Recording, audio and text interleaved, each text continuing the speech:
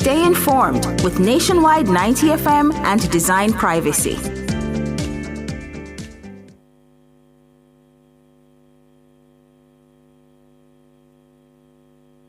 Catch the E-Zone with me, the Stinger Honeybee, alongside Kareem Boy, as we turn up that heat in the street. New show, new vibes, same us. Monday to Friday, 3 to 5 p.m. Right here on Nationwide 90 FM. We'll bring you entertainment news. We'll take away your Monday blues. You don't want to miss a week with us. We'll talk health. Well, jump into the mix. Or the hot seat. Don't miss the brain buster. Or the crazy giveaways. I mean, is this planet Earth? Is it? I don't know. Let me check. Either way, it's got a buzz. And a bugatti. Ow.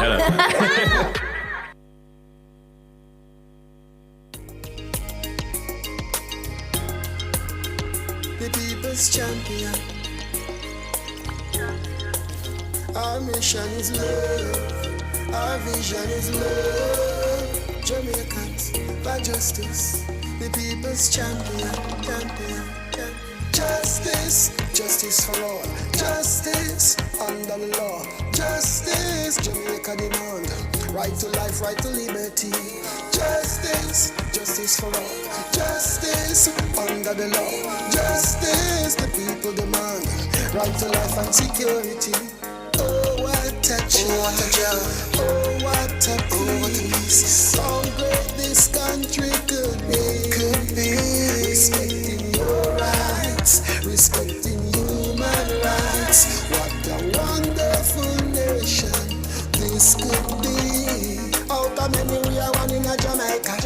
Make it a better place for the boys and girls. Created equal by the creator for equal rights and opportunities. To our listeners, and thank you so much to those who are joining us on the Nationwide YouTube platform, those who are on the JFJ's YouTube platform and the other social media platforms, and certainly those who are listening in via radio.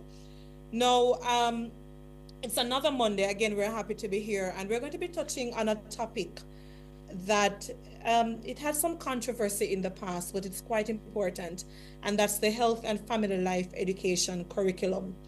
But before we get into that topic, we're just going to be doing the usual, the week that was. And I just wanted to start it out on a very, what I would say, welcoming week, because we saw some changes happening to the cabinet structure following Dr. Nigel Clarke's departure to Washington, D.C. And let me use this opportunity from Jamaicans for Justice to say thank you to Dr. Nigel Clarke, our former Minister of Finance, for his sterling years of service. We understand and appreciate that, yes, there may be some disagreements on the policy directive of the government. However, one cannot undermine or underestimate in any way the contribution that Dr. Nigel Clarke would have made to the financial structure and the policy framework of the state of Jamaica. So again, we thank Dr. Nigel Clarke and wish him all the best in his new venture. And with Dr. Clarke's departure, Jamaica, we are now seeing our first female finance minister, and we send our welcoming to Minister Favour Williams, who is no longer with the Ministry of Education, but again is our first female finance minister. And this is something, again, that we send our heartiest congratulations to Minister Favour Williams. She was the state minister in the finance ministry before, but we know and appreciate that the finance ministry is one of those ministries that, all the ministries are important, but this is a ministry that people must pay attention to because it sets how much money we're spending in the different areas to advance all areas of our rights, not just the civil and political ones that we discuss here on Let's Talk Justice, but certainly the social and economic ones that are important, how much money you're spending on roads, healthcare, education, and so on. So again, our heartiest congratulations to Minister Favour Williams. And with that being said, we have another congratulations to extend, and that's to Senator Dr. Dana Dixon, who is now the Minister of, and I think I'm going to get this ministry name mixed up now, a little bit of a confusion, but forgive me, the ministry has been renamed.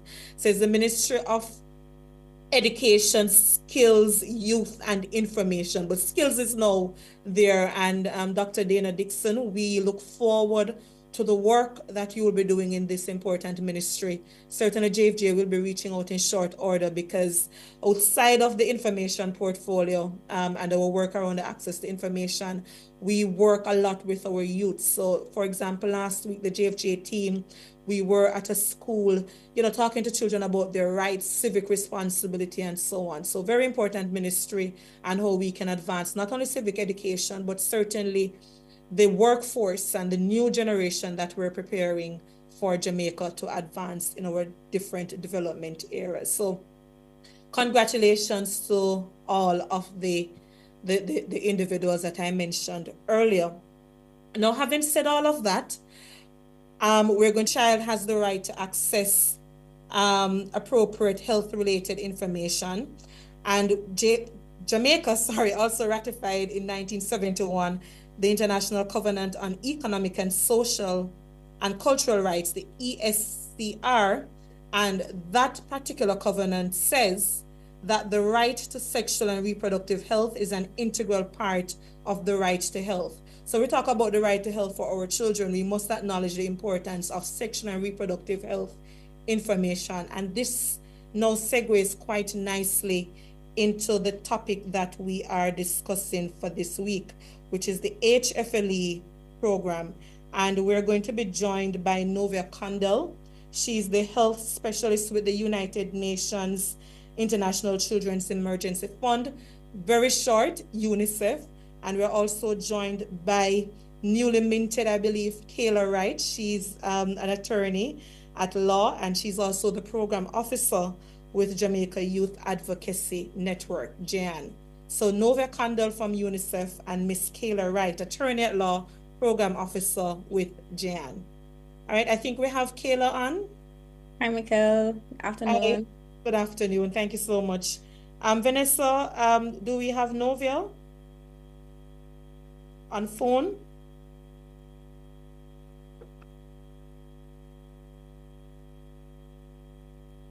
I'm not seeing Novia Condell as yet, but I think we can start out in the interest of time.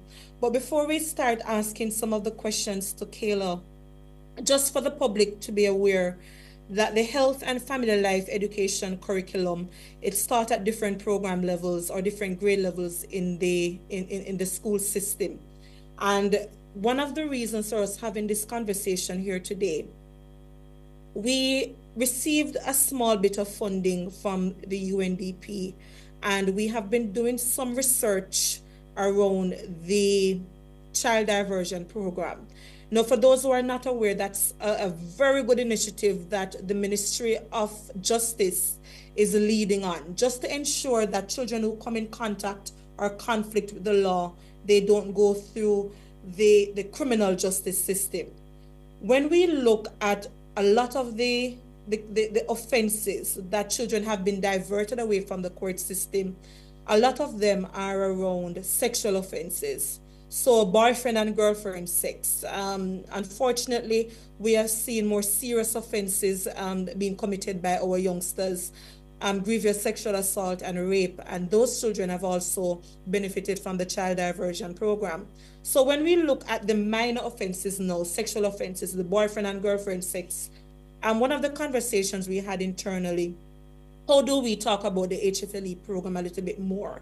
How do we ensure that our parents are aware of the HFLE program, what is being taught in schools, and their own roles in pushing the content of the programs and reinforcing some of the content to their children so that we see less teenage pregnancy, less children having sexual intercourse that they're not ready for. So we need to have this type of conversation, which is the reason we're here today. So let's start out with you, Kayla, until Novia gets here with us. Your immediate, how is the HFLE program going from your vantage point as a youth? I think you're still within the youth category. I am still within the youth category, very, very young girl. But the HFLE program was recently revised even to adopt principles of comprehensive sexuality education within the secondary school specifically. I think taking society into, context and into consideration, it is a really good start from what I've been seeing for grade 7 to 8 and 9 specifically, covering things that are kind of taboo to talk about in Jamaican schools, especially, in the purview of faith-based organizations or even school administrators and parents. But I think right now, way more comprehensive than the curriculum was before. Yeah. All right, and we now have Novia Condell on. Novia, thank you so much for joining. I think you're joining via telephone. I am. Good afternoon, Mikkel. Good afternoon to your guests, your other guests, and your listeners. All right, thanks so much. Novia, before we get to the break, what is your, just opening on the HFLE program, if you could just let the listeners know what it is. Okay, so HFLE stands for Health and Family Life Education. It is the Ministry of Education's response, or not just a response, but really a program of life skills development. It is looking at how we equip adolescents or children in particular. It starts from grade 1, actually. The curriculum runs from grade 1 to 6 in primary school and then 7 to 9 up into the secondary years. And it is looking to equip children and adolescents with skills for life. So we zone in a lot. There's always a lot of media around the sexual and reproductive health part of HFLE, but that is simply one theme of 5 that the program entails, and it is meant to support life skills development in children and adolescents. All right, thank you so much. Let's take the break and then we touch more generally on the other topics while we center on the SRH area. But we take the break.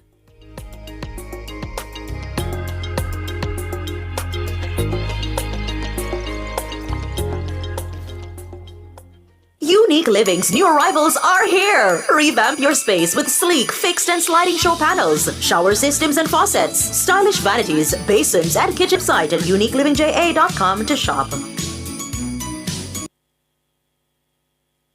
Catch the E-Zone with me, the Stinger Honeybee, alongside Kareem Boy Ting. as we turn up the heat in the street. New show. New vibes. Same us. Same us.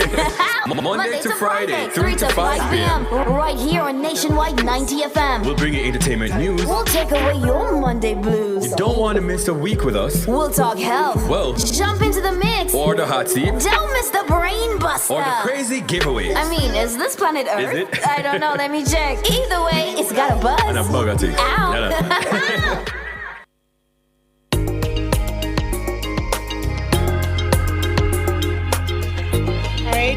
Welcome back to Let's Start Justice. There's a little bit of a delay because I'm not in studio today, so I hope the listeners will forgive us if you hear a few seconds right there.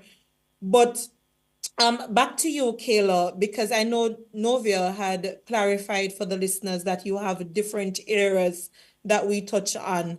But I'm going to go back to Novia to touch on those areas. Well, let me start with Novia. Can you just run through what are the other topics that we look at for the HFLE? Sure. So we've already acknowledged that there is a theme on sexual and reproductive health. There is a theme on self and interpersonal relations. So that is sort of looking at your own self-esteem, how you manage yourself, how you carry yourself, and then how you interact with others. There's a theme on eating and fitness. As we know, Jamaica has very high rates of obesity among children and adolescents. So this is meant to raise their awareness and encourage behaviors that help them to live a healthy lifestyle. And then the newest theme is around safety and security, as we are in a situation in Jamaica where you have to be alert, you have to be made self-aware of how to manage yourself in order to improve your own safety and security. And there's also managing the environment, another thematic area.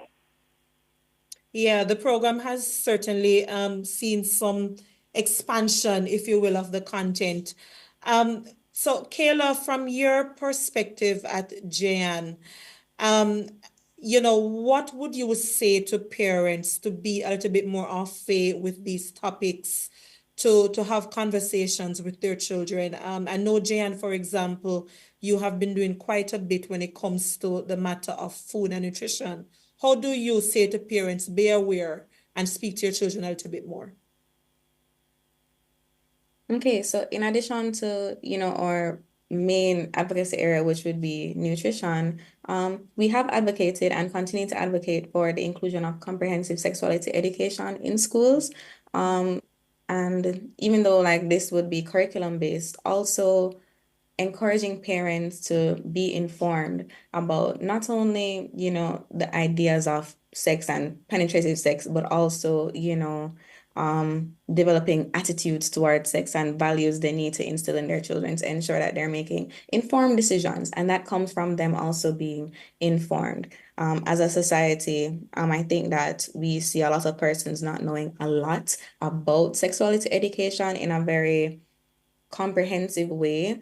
And that kind of feeds into the stigma and taboos around relationships, even and sex. So, within schools, the hope is that, such a broad and comprehensive curriculum will properly equip children to make informed decisions. And even when they go home, they can have very open and candid conversations with their parents about what they're learning in schools, and it can contribute to their parents becoming more informed as well. Yeah. Novia, from where you sit at UNICEF, I think, you know the battles that we've gone through as far back as the early 2000s and so on. When you hear the language of sexuality education, can you break that down for the listeners? Because I can imagine that there's some clutching of pearls happening as we're talking here. Certainly. So, as we know, this issue of education around around sex and sexuality is very, very sensitive, and that is important. It is very important because as we raise Jamaican children to grow up and understand their environment, understand themselves, and make decisions that are in their own best interests and make decisions that protect them, it is a very sensitive topic. There are many areas where parents are critical. In fact, in all areas, parents are critical. Parents are certainly partners in making sure that children and young people have the right information, as in the correct information, and we're not spreading myths, and we're not thought of, if a child asks, where do babies come from, we tell them a stork or something like that. So it's really critical that we understand how to give children and young people, especially children, the correct information in a manner that they can understand, and that is in a manner that is age appropriate. Those things are critical and important. That is why it is so sensitive, because many parents, and parents have said this to us, I don't know how to broach this subject. I'm really uncomfortable about this issue, and I don't know how to manage it. At the same time, they would like to manage it. They want to be able to communicate in a way that it don't seem, that their nerves don't show to their children. And the children themselves tell us that we really would like to get this information from our parents. But so much of that is lost. So much of it is, I really don't know how to do it, so I don't. So much of that is the child learning from a friend at school about something and then come home and might ask. And in some cases, children have told us we can't ask certain questions at home because we're going to get beaten or we're going to get punished for being so bright and out of order. So there has to be a space where the information is done, it is given in an age-appropriate manner. The HFLE curriculum has been through many revisions. And as Kayla said, a recent one in, I think, the last year, to ensure age appropriateness, to respond to the needs of the children, and to sort of toe that line, and also to engage parents as partners. The Ministry of Education has invested heavily in ensuring that HFLE is taught well and taught properly. As I was saying earlier, this tends to be perhaps the most sensitive of areas, but there are 4 other thematic areas that teachers have to be equipped to teach and to get across in a way that is not just chalk and talk, because there is a particular way to teach where children are actually acquiring skills for life. They're able to ask questions, they're able to kind of learn how to assess and analyze for themselves, because the whole point of HFLE is to zone in on decision making. How do I make good decisions for my health, my safety, my life? Many times, I recall being in a meeting that the Ministry of Education facilitated, and really parents coming to the realization that when their children have tough decisions to make, am I going to try this drug? Am I going to drink this alcohol? Am I going to go into that situation where I may be unsafe? We're not present as peers. We're not there. So the truth is we have to prepare these young people for those moments, because many times they will happen without our knowledge. We would never put our children in danger deliberately, but things are happening around them at school, on the road, in the communities, and they have to be prepared to make certain decisions. And that really is the goal of HFLE, is to help them to make certain decisions that do not rely on what their peers are thinking, but make decisions for themselves and stand on it and do what we would like to see our young people do, that protects their health, protects their safety, and where we can feel like we have equipped them for life. The issue around sex and sexuality, as I said, tends to be really rife with sensitivity, naturally. And the ministry has incorporated into their curriculum a values base on the discussions that are facilitated in the classroom. So it's looking at the values that we would like you to build as you make these decisions, as you consider these, as you get older, that these things will come before you. These are decisions you have to make. The ministry has also hired HFLE-only teachers. That's how serious they're taking it. At the beginning, when HFLE was just introduced, it was expected that you train some teachers who might teach English, who might teach history, who might teach something else, and they would make the time to teach HFLE. That was seen as less than ideal, and so the ministry has hired, I believe, some 200 HFLE teachers who only teach HFLE, so they can dedicate their time and their attention to the issue, to the subject matter, to ensuring that young people are acquiring skills. It will take some time maybe for us to see some of the fruits, especially of these revised curricula. But before you move on, Novia, let me bring in Kayla before the break, because there are two things I wanted to pick up with Kayla. We know that we have the 200 and odd HFLE educators now in the system. If you just could break down or recommend in the next 2 minutes for us, what would be your areas of recommendation to strengthen how the program is being communicated to youngsters?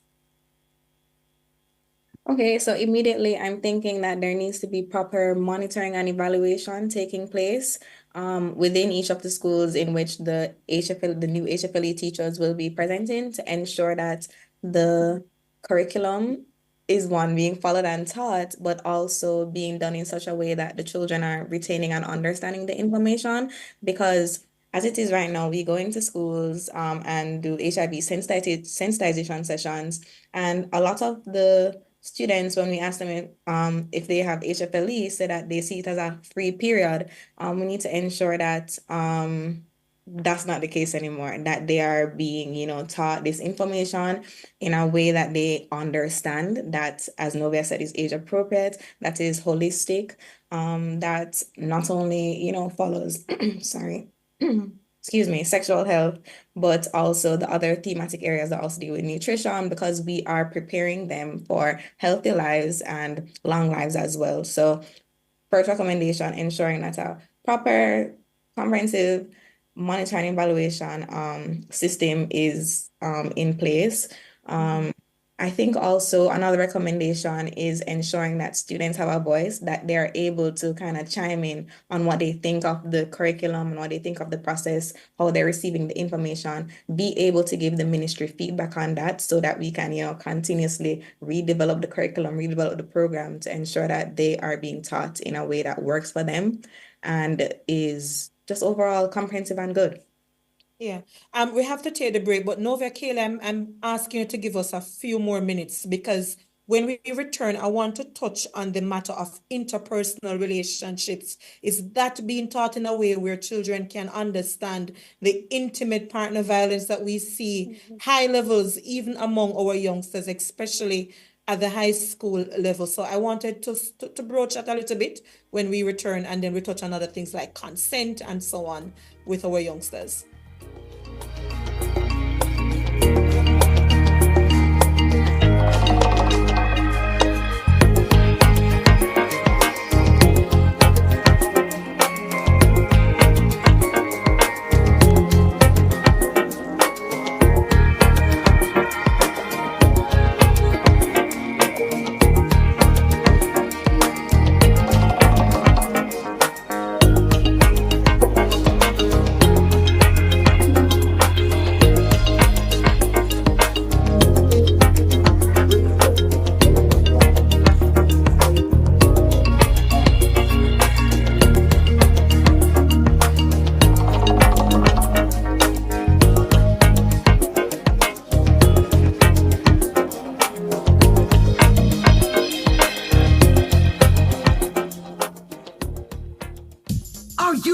To turn your sales and marketing skills into high earnings? Nationwide 90 FM is searching for business development executives to build lasting client relationships. If you have experience across all stages of the sales cycle and possess strong communication, negotiation, and time management skills with a proven sales track record, this opportunity is perfect for you. Join our team and work with the top corporate brands, media agencies, and of course, our on-air personalities. Enjoy networking opportunities, professional growth, and competitive commissions. Ready to take the next step? Send your resume to hr@nationwidenewsnetwork.com today.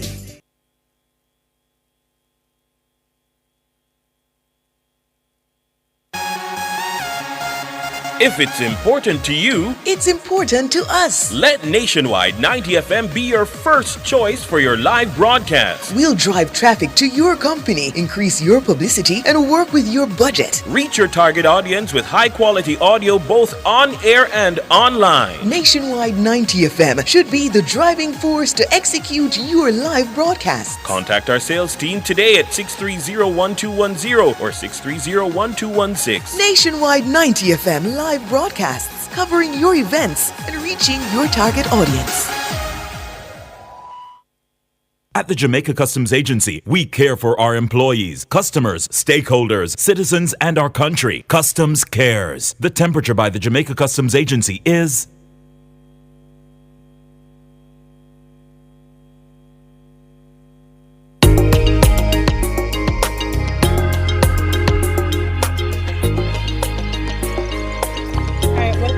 So let's talk justice. The temperature out west in Montego Bay is 29 degrees Celsius and 30 here in Kingston. But let's move on. There's a little bit of a delay, and our apologies to our listeners for that. But before we went off on the break, I was mentioning to Kayla and Novia that we see other components of the curriculum that touches on things like self and interpersonal relationships. And one of the areas that we flagged here at JFJ is the fact that we have seen high levels of intimate partner or violence, in terms of girlfriend and boyfriend situations, where unfortunately we don't know how to control the temperature a little bit. Sometimes when we talk about domestic violence and what we call IPV, intimate partner violence, we tend to look at it at adults.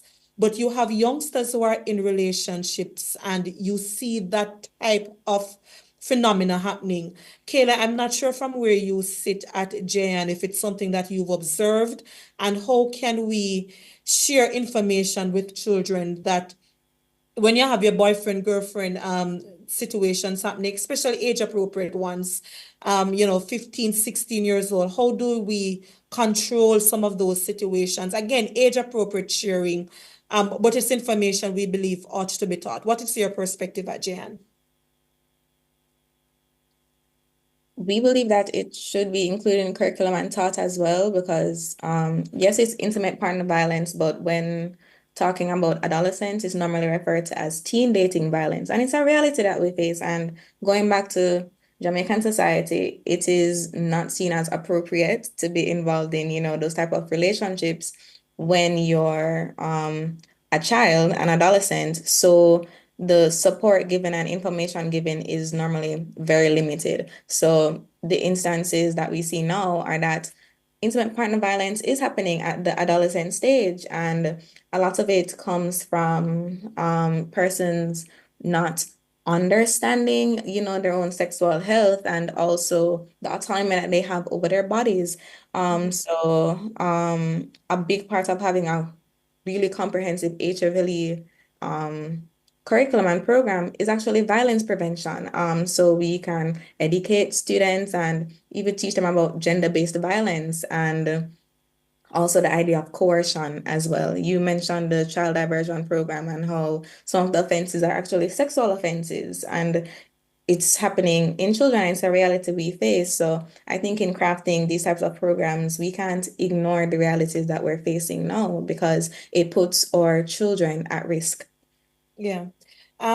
Novia, from where you sit at UNICEF, the matter of consent, this is something I'm not sure if parents explain sufficiently, or we just leave it up to the school system to deal with, or just, or is it a case where perhaps as parents, we're leaving it up to TikTok and IG to teach our children and educate them on these things? How do we break down consent and coercion to our youngsters as they're having normal adolescent feelings? That's such a great question. It comes up a lot, actually, when we are among young people, especially girls. Our girls are generally feel disrespected because they feel like, and it goes beyond even that girlfriend-boyfriend dynamic to even family. Where, I don't want to be hugged, I don't want to sit on your lap, I don't want to have to be forced to, come in close contact with that person or this person. And so it is very important for parents, if we're expecting our girls, our boys, to be able to say no to something that feels uncomfortable, we have to at first respect their no from as young as they are. So that is very important in a family setting. In as well, teaching that your children or children to respect themselves. If they respect themselves, they will expect to respect someone else. It's likely that can follow. So it is very, very important that we see this as not, as you said, Mikkel, it's not an issue for the schools. It's definitely not an issue for social media. So how can we equip our parents to manage these issues better at home, and then we can have the school reinforcing, the life skills and so on that they need. Interestingly, whenever we talk to young people, to children, they ask us, "What are you doing about our parents?" Our parents cannot even entertain certain conversations with us. There are certain difficult things that we'd like to speak to them about, but they run away, then tell we can't talk about that. We must. Are you forced right? That kind of language. So exactly. So it is really important for us as parents to get comfortable with these uncomfortable things that maybe we never had the support and the instruction on. But if we're looking to change something, if we're looking to do better, we have to be able to sit with our children and have these kinds of discussions. So that whole respect for yourself, that whole issue. One of the things that I recall, 2016, the Ministry of Health did a study on 10 to 16-year-olds. It's called the Youth Risk and Resiliency Survey.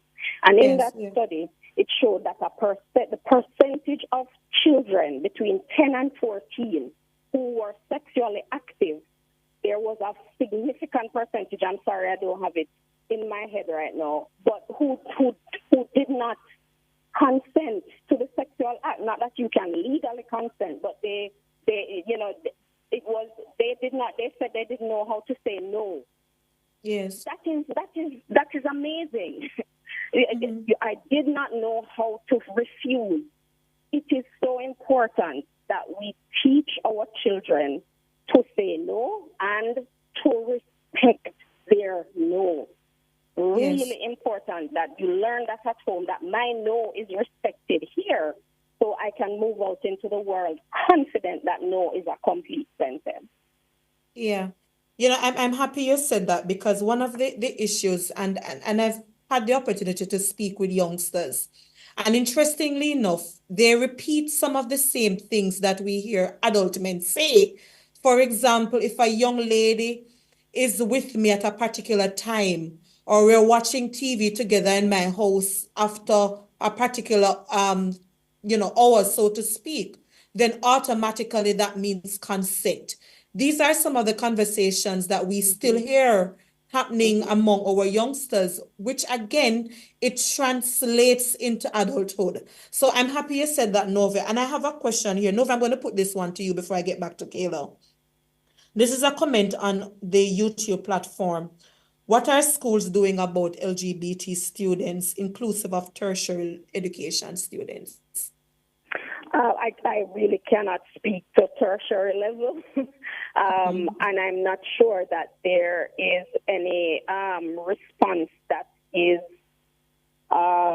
special to young people who may identify as LGBTQ. I believe that the curriculum is given to the entire class, and I don't think that there is any special outreach to any child. But how would anybody sometimes even know? And if a child does report, there may be steps to take in terms of getting that child to speak to somebody, a professional in the school, a guidance counselor who may engage, the family, the parents, and try and take it back to that level in terms of giving some kind of support. But I don't know that there is any kind of special program for that group of young people. Yeah, and thanks, Nova, because it's a difficult one to manage in a conservative society. So what we do encourage the teachers to do is just to be cognizant that there may be differences and ensure that the material is being taught in a way that all children can receive it based on however they identify and so on. And again, utilizing the guidance counselors a little bit more. Kayla, over to you with just perhaps saying to parents, especially those who are parents of children in the early adolescent years, what would be your advice on going forward with teaching information, for example, on healthy dating, healthy engagement, while ensuring that we still promote messages of abstinence? What is the healthy information that you would recommend?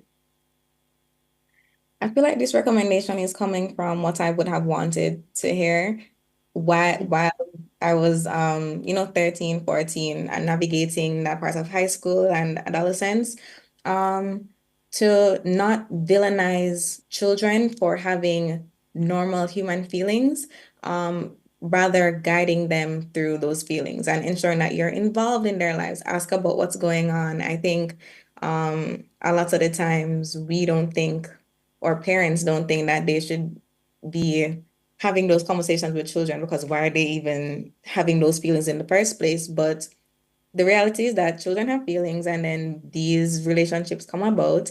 You want to ensure that you are having a hand in protecting your children and ensuring that you instill them with all the information necessary for them to make informed decisions. And also, as Novia said, instilling the idea that no is a complete sentence, stressing the fact that they have autonomy over their own bodies, that they are responsible for, how they navigate their relationships, and they have a say in those relationships as well. So I think not isolating those conversations or isolating your children in general when it comes to those years, because, children have phases where they become rebellious, or, you think that they are not having manners or anything like that in their adolescence, and that's normal and that's fine, but try not to abandon them in this very critical point in their lives. And going back to the HFLE curriculum, kind of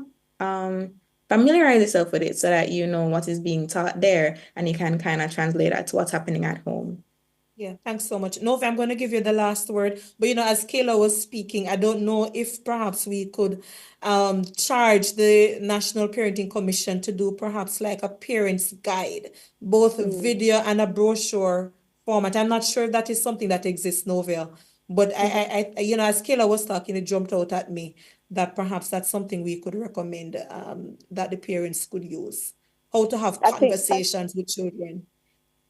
I think that's a great recommendation, Mikkel, and we recognize that especially as children move into the stage of adolescence, when their bodies begin to change, and not just their bodies, but their brains, and the way how they communicate changes, and sometimes that, we parents have a hard time with that.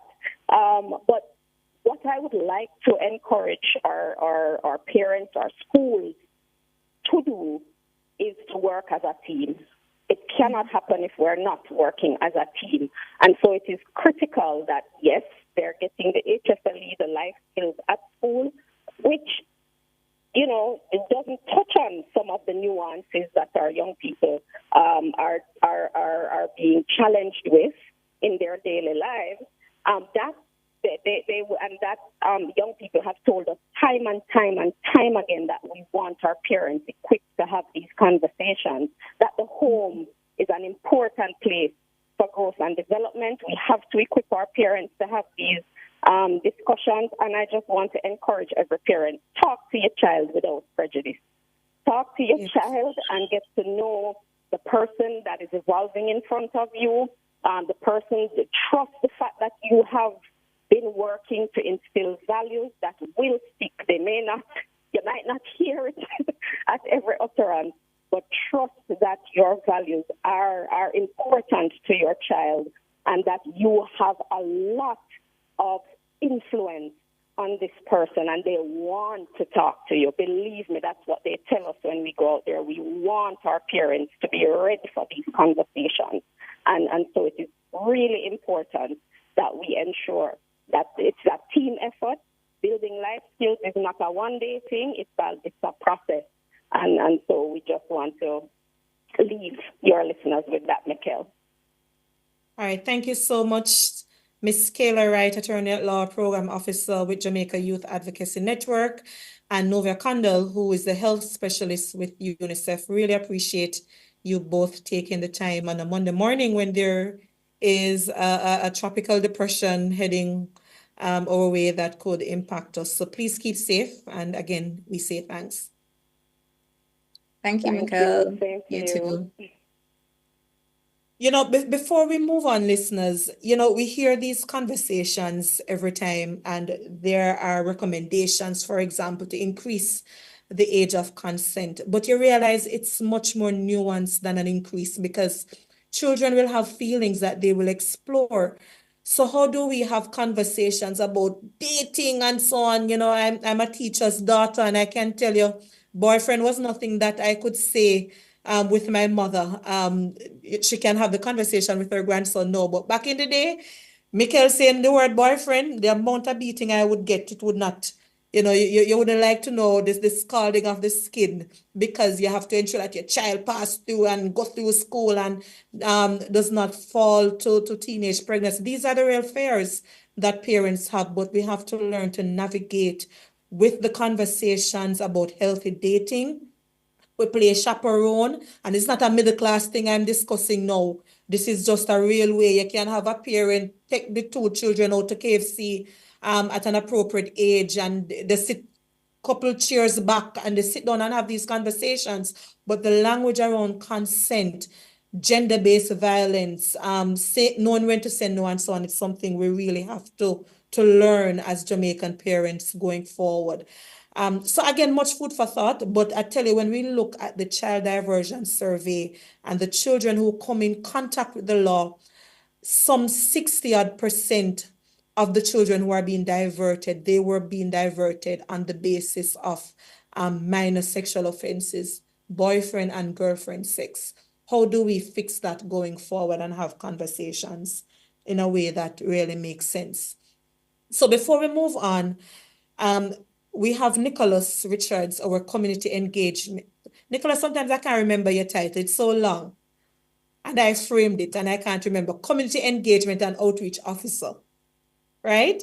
So you're going to be sharing with us on the run, and you're about 5 minutes to get people excited and start warming up the muscles for the All right. Okay. Hi, everyone. 5 minutes. Okay. Tough task. So if you see me, you know that I will be talking about the big events of Jamaicans for Justice. So upcoming, in your minds, you have to keep December 8th and December 10th. But today we're all talking about December 8th, which is our Run for Rights 5K. So if you want to run, if you want to walk, as Ms. Jackson said, prepare the muscles in the morning to get 5 minutes and stretch. You look a walk, you look a jog, and prepare yourself for our Run for Rights 5K on December 8th. So we start off at warm up at 6:30 a.m. Race time is 7 a.m. And then we go traverse our nice scenic route. And then we have a nice little entertainment package afterwards with a lot of activities and excitement. Now the run, it's not a simple run. It's not a usual run. It's something different. Because we're innovative. Turn up in the we're hills innovators. Huh? You're taking us up in the hills of Jacksonville because of our Yes. So we're going through the hills of Jacksonville, and it's very important because that is where that location was very instrumental in the formation of JFJ, the gas riots in 1999, right? But the reason why we're having this run is because we really want to bring awareness to different critical human rights issues. So we'll be running for general human rights, for child rights, which is definitely timely with this show about the Health and Family Life Education Program. So we'll be running for child rights. We'll also be running for climate justice, and we'll also be running for gender-based and domestic violence. Now, the nice thing is, if you or your friend feel specifically passionate about a specific thematic area, you can choose to run in support of that area. And I'm gonna plug this in. We have really nice shirts, guys. Mana front. Not because it's us, I'm not biased. We have really nice shirts that each thematic area will be getting a specific stylized shirt that represents the area that we are running in support of. Also, it will be hosted by Jenny. So you know that we're gonna have the vibes. She's called the Energizer for a reason. So we're gonna have the Energizer goddess. Right. So we're gonna have the vibes and different activities, and we're also gonna have performances. Now we're not gonna give you all of that, no. But you have to stay tuned to know who will be performing and all of those niceties. So how can you register? Now registration, it is 2,000 for an individual person registering, and then for teams of 20 or more, 1,500 each. So you have to make sure you get all your friends, get all your sisters and brothers from church, all your co-workers, and team up and come with the entire crew to run or walk for the Run for Rights. All right, so my colleague is distracting me. So how do you register? You come on our Instagram page at JA for Justice on Instagram. On X, it's Jamaicans for Justice, and you will see our flyer there. It will take you to our link where you can register for the run. Guys, time I wind down. Time is ticking.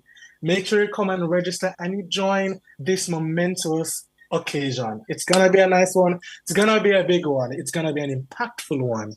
You can't miss it. Did I miss anything? All right, thank you so much, Nicholas, for sharing. Really appreciate the efforts. We're going to take the temperature check.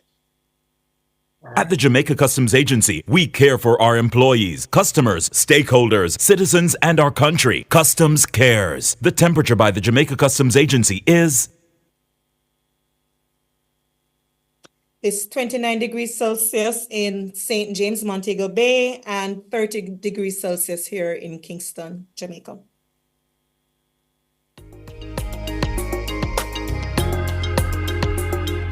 Right. So we have, let me just focus on the trivia winner. The team is going to tell me Carrie Ellis on Instagram won one of the trivia. I'm not sure which one as yet. So it seems as if only one of the trivia questions have been successful, but I will wait on the team. But in the last couple of minutes before I go back to the trivia question and the win,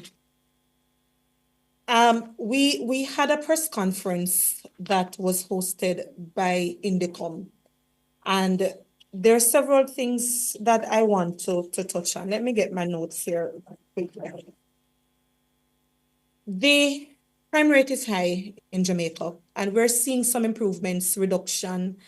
We extend our condolences to the families of those who were killed recently, another mass shooting, which is a cause for concern for all of us.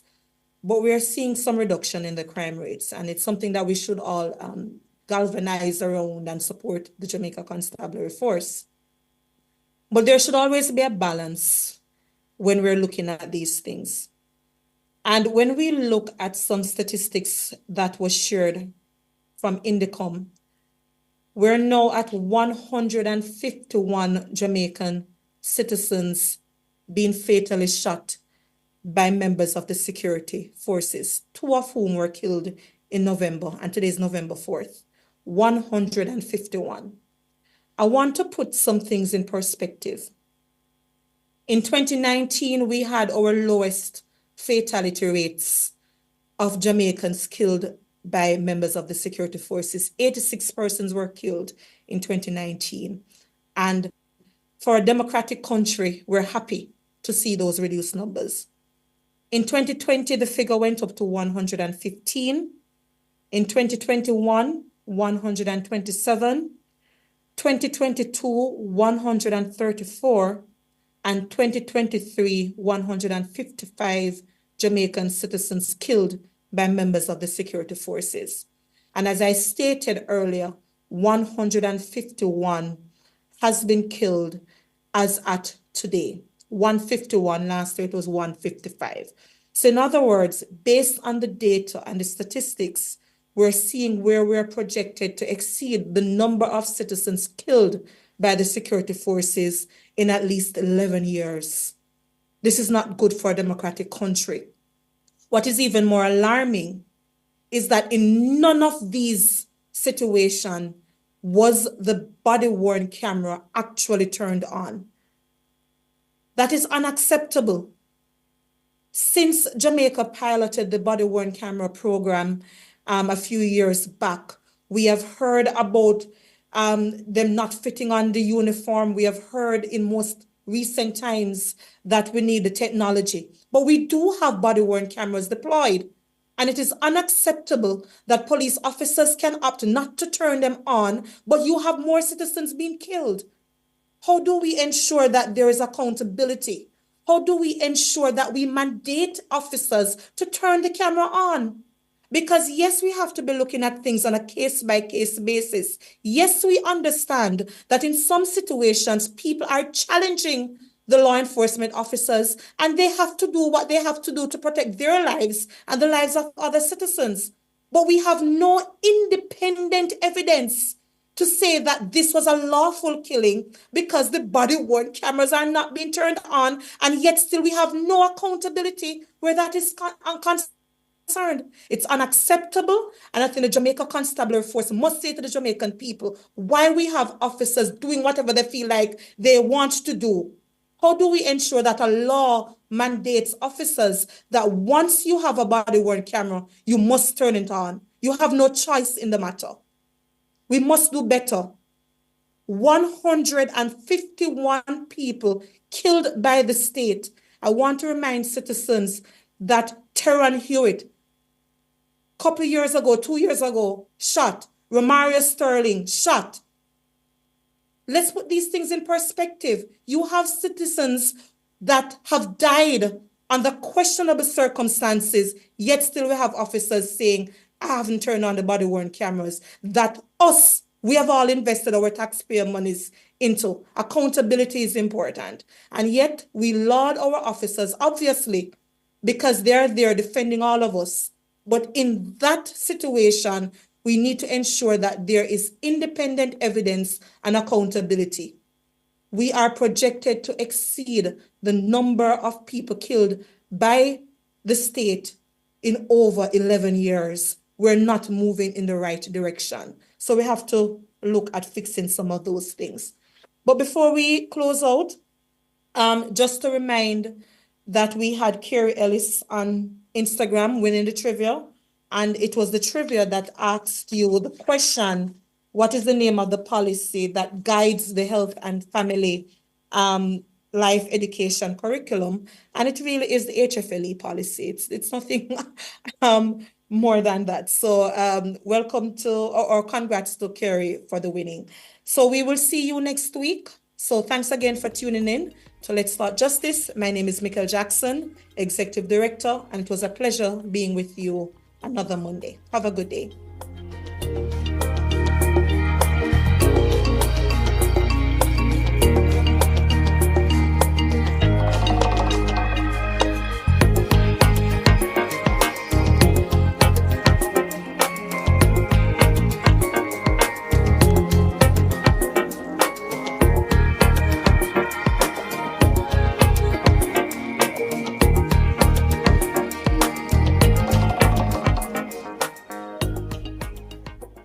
Are you ready to turn your sales and